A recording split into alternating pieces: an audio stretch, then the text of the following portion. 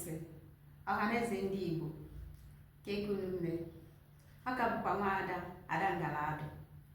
Ihe m wetara n'ụbọchị tata ewetara m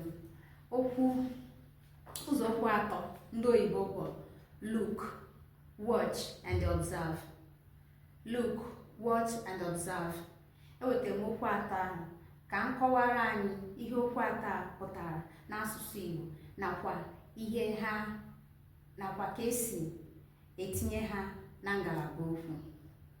Ngwa sonyenụ.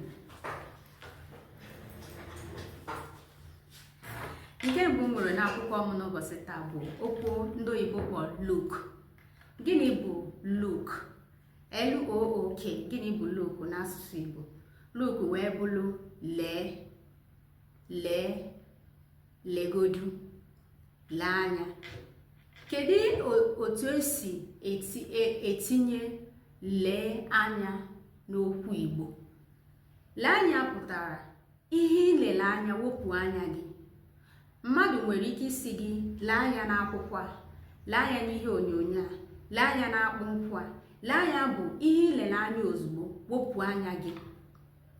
Ihe ilele anya ka efu, wepụkwa anya gị. Ọ ya bụ lee anya, nke ndị bekee kpọrọ look. When you look at something, you remove your eyes. Abịa na okwu nke a kpọrọ watch. Gịnị bụ watch n'asụsụ Igbo? Watch bụ ihe inelu anya n'ihe.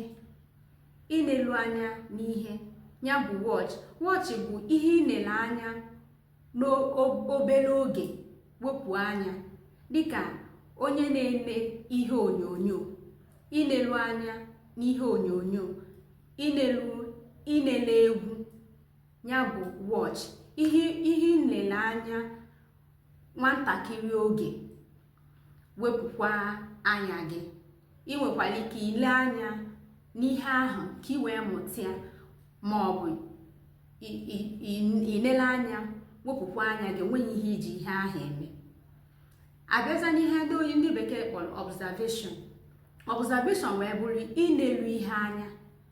Ihe inelule anya ka ị wee ige ntị. Ihe inelule anya, gee ya ntị ma mụtakwa ihe bara gị uru. Observation mbụ inelu ihe anya na-abụkarị mgbe ihe anyị nele ka anyị nwee ike ịmụrụ ihe site n'ihe ahụ anyị nele anya. Ọnya bụ observation. Ndị Igbo kpọrọ ya inyocha ihe, inelu ihe anya. Ya wụ observation. Inyocha ihe ma ọ bụ ileba ihe anya, ya bụ observation.